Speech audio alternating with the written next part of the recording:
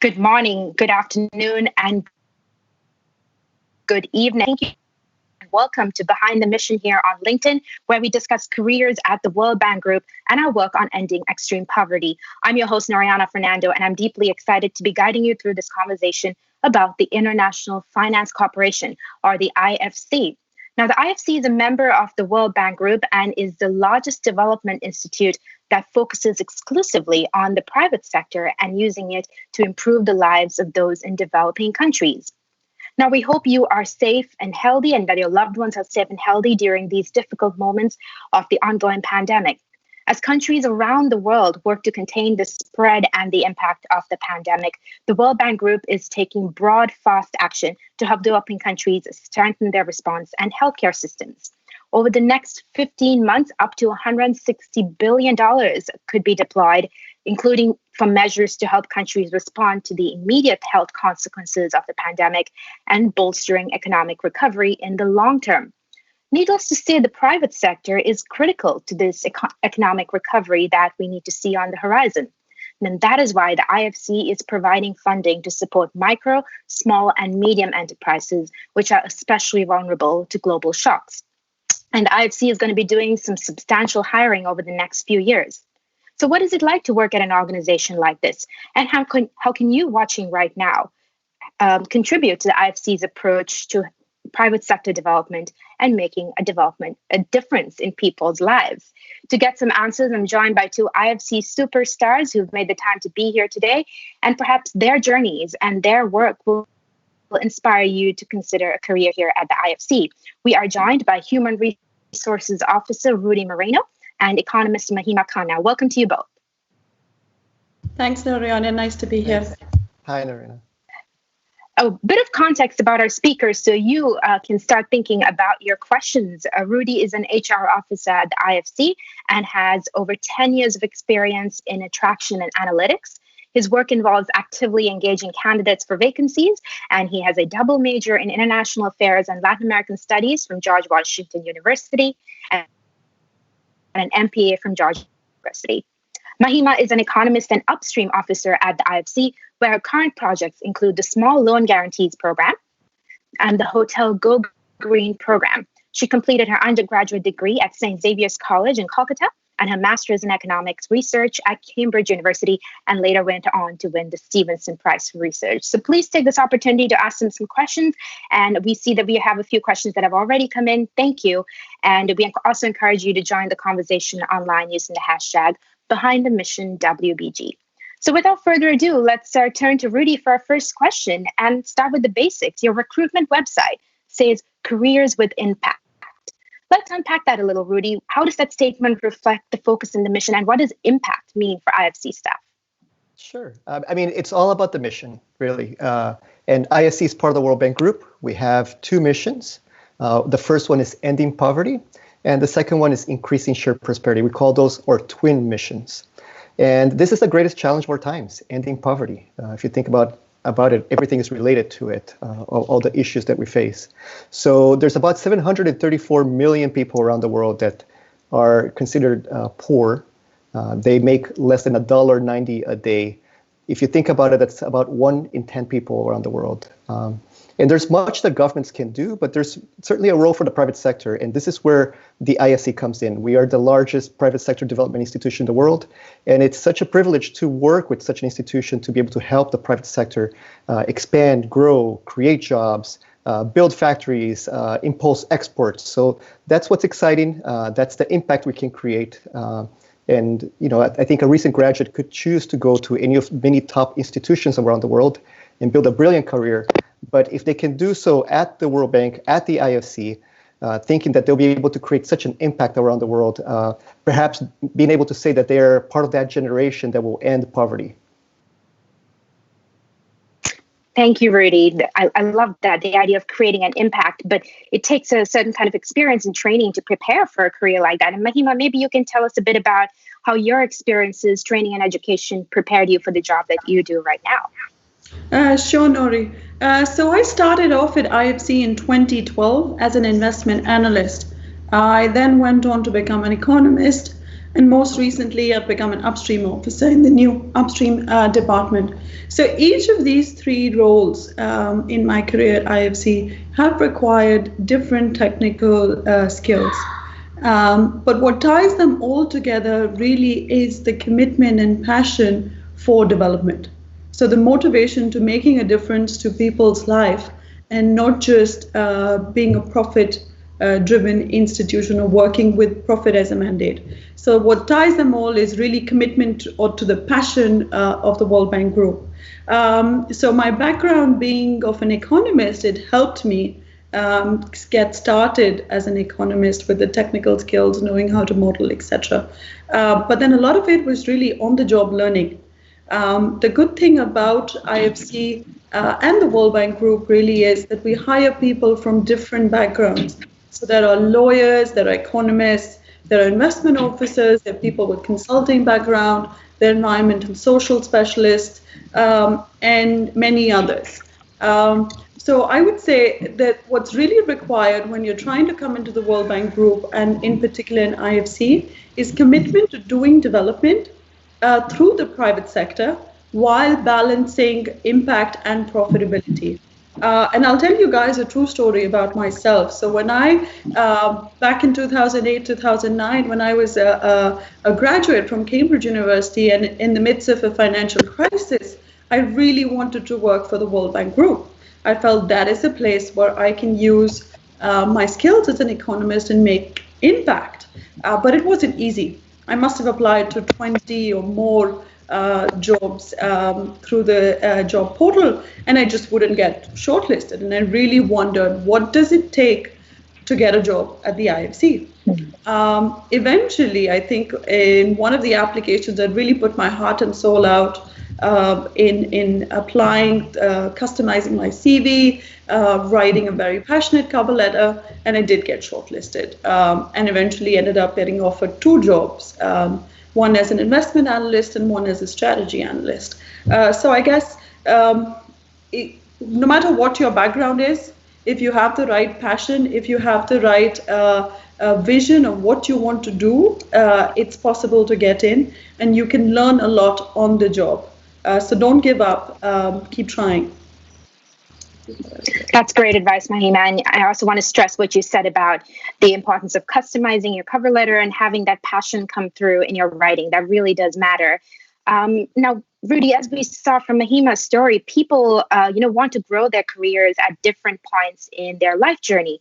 We've gotten inquiries about career opportunities from current students, people fresh out of college, junior professionals, seasoned professionals. Can you talk a bit about the different entry points into IFC? And we actually have a question that just came in about opportunities for fresh graduates and fresh interns. Good. Okay, thank you, Noriana. So the way to think of it, there's really four potential paths to enter the IFC and World Bank Group in general. The first one, in addressing those questions that just arrived, perhaps it's an easier one, is for summer internship program. And for a summer internship program, we hire anything between 30 to 40 interns every year. By the way, the summer is defined as the months of May, June, July, and August, right? We hire for headquarters for Washington, D.C., mostly. And the only criteria is that you must be a current graduate student at the time of the internship. So, for example, if you're graduating in this May or June or July or August, then you wouldn't qualify for the internship. But if you graduate later on in December or even in next year, then this will be a great opportunity for you. So that's the internship program. Usually we publish it we publish it sometimes in December and in January. So that's when you should look for the applications and when you should apply on our website. The next path would be also perhaps something for a young graduate. It's the Young Professionals Program. Or Young Professionals Program, as of June 1st of this year, will be merging with the World Bank's Young Professionals Program. And on the merged program, we'll be hiring 50 to 60 new professionals this year. So let's start with the criteria. You must have 32 years, or you must be 32 years or younger, right? So be born on or before October 1st, 1988. You must have a master's or a PhD, and at least 4 years of experience to apply. The locations, normally we're going to start in headquarters, but people can decide to rotate. They can decide to start perhaps in headquarters for a few months, but then on their first assignment, go to one of our hubs, perhaps in Johannesburg or Singapore or Hong Kong, and then rotate around. So that's exciting part of the Young Professionals program. You can do several rotations around the world. By the way, let me just add this. Our current CEO, Philippe, he is a graduate from the Young Professionals program. So that's the YP program. Highly advise it. The application period starts on June 1st, and on that one, it goes from June 1st to June 30th. People who apply to those will be considered for both World Bank and IFC opportunities. Starting on August 17th to September 21st, these are going to be people who will want to be considered for IFC and MIGA opportunities, so both for private sector. So I would encourage people to apply to both. Third, another great path would be our short-term consultancy opportunities, and this might be perhaps an easier path or easier entry point into the IFC World Bank Group. Really, at any given time, we have about 1,000 consultants that work at the IFC. And the roles you'll be able to identify when we publish them as STC or ETC. You may be wondering, what is STC and what is ETC? STC stands for short-term contract, and ETC stands for extended-term contract. So STCs normally can go from 90 days to maybe 150 days. ETCs are longer periods, usually a year or 2 years. So to find those opportunities, I would ask people to look in our LinkedIn page. That's where we tend to publish the consultancy opportunities. And finally, one of the great paths is the staff vacancy opportunities. And Lorena, you were mentioning earlier that we're moving forward with recruitment, and we are recruiting a lot. Actually, we plan to recruit anywhere between 600 to 800 new staff professionals in the next 3 years. So this is our largest expansion in the last 10 years. So this is the best time to join the IFC. And the grade and titles. So the great thing for young professionals that usually these are going to be entry or associate level grades. So this is a good entry point for someone that's fresh off college or have a few years experience. At the GE level grade, this is for analysts. This could be people with a bachelor's and at least 2-3 years of experience, right? So if you see the title analyst, that's what you know we're expecting. That's probably what you should be looking for. If you see a title as associate officer or officer, and this could be investment associate officer or HR associate officer, to give an example, these are people that usually have a master's degree and closer to 7 years of experience, and officers more like 10 years of experience. Again, locations, we are expanding not just in our headquarters, but also around the world. We have over 100 offices around the world. And a lot of the positions that we'll be posting in the next 3 years are going to be for precisely those places, for our country offices. So that's it. Thank you, Rudy. Wow, that's so many options, and really something for everybody at different points in their career. Now, could you remind people where they would go to find all this information on one place? Oh, certainly. They can go into our website. That's ifc.org/careers. That's where they'll be able to see all the opportunities for the IFC. Wonderful. ifc.org/careers. Thank you, Rudy. And I also want to thank the folks who asked that great question on Instagram. Jason Alilo, Dave Studd, your handles. So keep the questions coming. These are. We now move on to a special segment we're calling Mythbusters. But before that, a short recap. If you've just tuned in, you are watching Behind the Mission, the World Bank Group series on LinkedIn, where we discuss career opportunities. Our discussion specifically today on the International Finance Corporation. And so far, Rudy has just given us a great overview of the different entry points, especially over the next few years, where the IFC will be hiring substantially. And Mahima talked about her own experiences and training that prepared her for her job as an economist at the IFC. So for this part, we're going to read out some myths about the IFC and its hiring that we gathered from some of our online searches. And Rudy and Mahima, I invite you to have your honest responses to some of these statements. So myth number 1, Working for an organization like the IFC is important and demanding. One has to be prepared not to have a work-life balance. Oh, that's a good question, right? And particularly given that we work across time zones and across countries all around the world, it's challenging. But personally, for me, it's been great. My son is now 3 years old, and he's constantly around us during the evenings and morning. And since I work on Asia to a large extent, he's with me in the car or at home when I take early morning or late night calls. He's listening, and he often tries to jump in and speak just when I'm speaking, like what he's trying to do right now.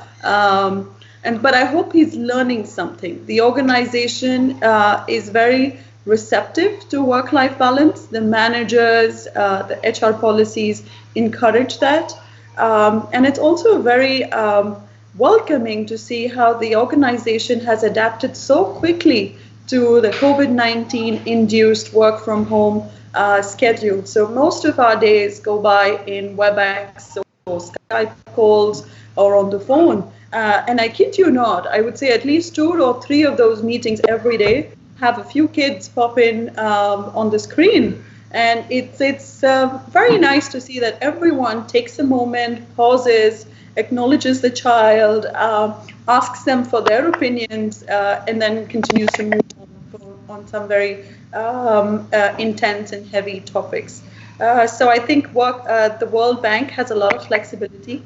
There is good balance for mothers, for single parents, for young professionals, for everyone. And it's amazing to see how we've all adapted so quickly to the new world and the new realities for the short term. Noriana, can I add something too from the HR side? And me too. I'm also a parent, and my son was born in January. I was able to take advantage of a nice paternity leave during this time to be with him and see him grow. So, but HR has multiple options for people that do need some flexibility, right? And it's up to you as an employee to talk with your manager. But there's options to work from home. There's flexible arrangements where you can work several days or different days during the week, different times where you can probably show up to the office depending on what your needs are. So there's multiple options, and really we encourage everyone to use those to be able to find the best life balance for you. Thank you, Rudy, and congratulations on your new baby. And Mahima, thank you for that perspective too. It was lovely to hear your son, and really an important reminder that people are at the heart of the work and the institution that we do here on a regular basis. With that, we move on to our next myth, that the work in the private sector is all about prioritizing profits. Rudy, Mahima, what are your reactions to that statement? So I guess I would... IFC is a private organization, but with a very strong development mandate, right? So most of what we do has to come with a double bottom line. It has to contribute to trying to solve the development agenda in the world. So as we all know, that there is a $5.3 trillion financing gap for MSMEs around the world, particularly in emerging market countries. So a big chunk of what IFC does is to support these SMEs, get access to financing for the first time, or get access to financing during constrained environments. So a lot of what you're seeing IFC do in response to COVID is to support these small businesses with access to finance, both in the short term and also in the long term. I'm personally trying to work on a project which helps SMEs try and adapt to the new environment, new demand for goods and services in the medium to long term. So for instance, you have a lot of businesses which are using the existing facilities to do things differently, right? Sugar producers making sanitizers. How do you support these initiatives? How do you ensure that the financial sector in emerging markets is able to provide access to finance to these borrowers? Also, women-owned enterprises, they also face a lot of financing constraints. And there are many countries where women find it far harder than a usual SME to get access to finance. So we have specific programs which target these countries, work with the regulators, work with the private sector to build capacity of these SMEs and also enable them to get access to finance. So that's just one of the topics which I'd like to mention. But similarly, in every sector in which IFC operates, the mandate is to try and solve a development objective while trying to be profitable as well. Right? Because at the end of the day, the private sector needs to be self-sustaining for long-term development. And that's what we try to focus on. Wonderful. Thank you, Mahima. And I hope, hearing about these different lenses to the private sector, women's empowerment, women-owned businesses is piquing interest in some of our viewers right now as well. And with that, we move on to our third and final myth. The IFC only hires people with previous experience in financing. And Rudy, I'll turn to you for that one. And actually, we have a similar question coming on Instagram from Pedro Bisonte, who asked, is a business background essential to work at the IFC? Okay, thank you, Nariana. And I get that question a lot, actually. There's several paths for someone who wants to join the IFC. And certainly for some of those paths, having experience in finance is very useful, particularly experience on financial modeling, experience on doing due diligence. So, that's certainly very useful, certainly on operations. But, there's a whole other side of our business that does things like what Mahima started doing. There's a group of economists that's called our Thought Leadership Group. And they're thinking about, okay, what's the big picture here? Certainly we're helping private sector companies, but, how can we think strategically and maybe understand the trends, for instance, of climate change, and how that would change a whole industry, right? We have a group of professionals that focus on communications, that focus on HR, on risk, on environmental analysis, legal. I mean, there's multiple groups within the IFC. So it's not to think that we only hire per se investment bankers. Certainly, we want people with all kinds of expertise. And just to give an example, the other day I was asked to hire someone to look after electrical vehicles.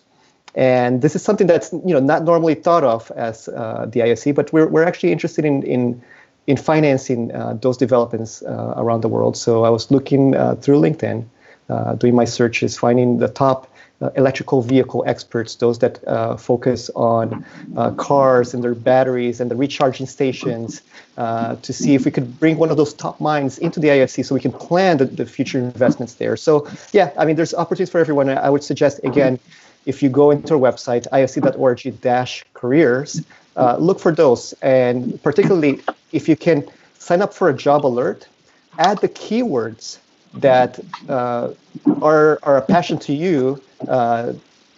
Perhaps you'll get an alert with a job that has one of those keywords. So, it's usually the best way so that you don't have to visit our website every day. You'll get a job alert instantaneously sent to your email.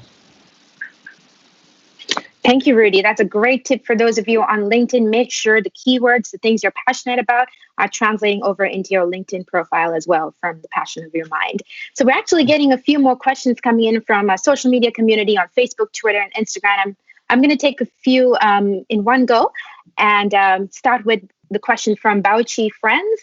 I'm a disabled person with a PhD and experience in academics. Any opportunities for someone like me? The second question from Jay Shreyans, what is the status of applications for the upstream officer position? A very specific one, thank you for that. And from Scott B. Grayman, is it harder to apply for the IFC if you are not a US citizen? Okay. So we'll take those. Rudy, this is your line of work. Sure. In terms of disability, and I'll address that. Obviously, we do not discriminate. We are open to everyone to apply to the IFC World Bank Group. And actually, it's very interesting. We do hire numerous people, all kinds of backgrounds. And we have a special group within the IFC. They focus on disabilities. They're called the All Abilities Group. And this is people that do support each other on their employments. But as long as they're qualified and they can do the job, we're certainly open to consider them. The second question was regarding, it was very specific, I think, regarding upstream. Some of you may know we're currently looking to hire 260 plus professionals for upstream, and Mahima is one of those that will be working on the upstream role in the next future. So maybe she can explain a little bit of what upstream is for those viewers that don't know. But let me just address the question really quick. Where we are in that, we published many of those positions back in January, and the process has been moving forward. Of those 264, we've hired about 60 of them so far, onboarded. We're in the process of hiring the rest. So that they could be in different parts of the process, right? So they could be on the interview stage. Some of them are actually on offer stage. Some of those are still on the long listing stage, but we're moving forward with that. The goal is by June 30th, which is the end of our fiscal year, to hire all of them. But Mahima, would you tell us a little more about upstream and what it is? Sure, happy to. So, as you know, IFC has a very strong investment side, which invests in private companies. And we also have an advisory side, which provides capacity building and advisory services to investment clients, maybe some public sector clients. And there's a third new pillar called upstream. So what upstream is trying to do is essentially solve problems before they occur. So how do you come up with a solution to something which isn't an immediate problem now, but could be one in the future? And how do you make that sector into a bankable sector for IFC to consider investment or advisory services in 2 to 5 years' time? So let me give you an example, right? So building on to what Rudy's saying on electric vehicles. Electric vehicles is just starting around the world in some places, but it's not a very vibrant market. But for it to be a sustainable market, you would need manufacturers, you would need government approvals, you would need people who can finance purchase and making of those vehicles, and you need a lot of different stakeholders. So what upstream would try and do is to identify all the stakeholders, to figure out what are the obstacles for growth and how do you address them in the medium term. And once you've done all of those different things, it could then lead to investable projects on the infrastructure side, on the financial market side, and various other sectors. So the idea really is, how do you solve problems before they are problems, but with a clear development objective, alignment to IFC's different strategies, and to be able to have an investable, bankable project in the next 3 to 5 years. Thank you. It's very helpful to hear you break down the pillars and talk about the upstream pillar in particular, and which makes me think the organization, the World Bank Group, the IFC, is complex, especially for someone looking at it from the outside. Rudy, perhaps you can give our viewers some guidance about where they can start looking at the different pillars at the IFC itself to fit in based on their portfolios. So as I was telling or saying earlier, first think what's your best entry point, right? Is it an internship? Is it a consultancy? Is it a staff position? Maybe it's all of them.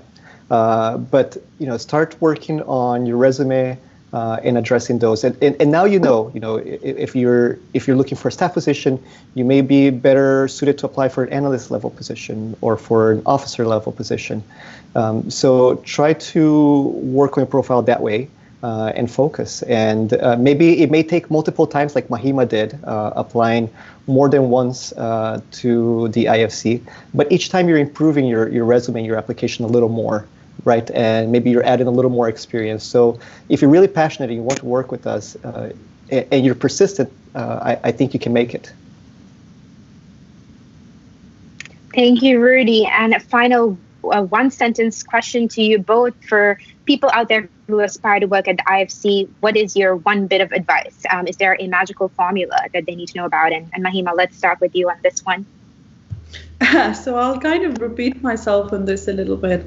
I would say keep the curiosity within yourself alive and don't give up.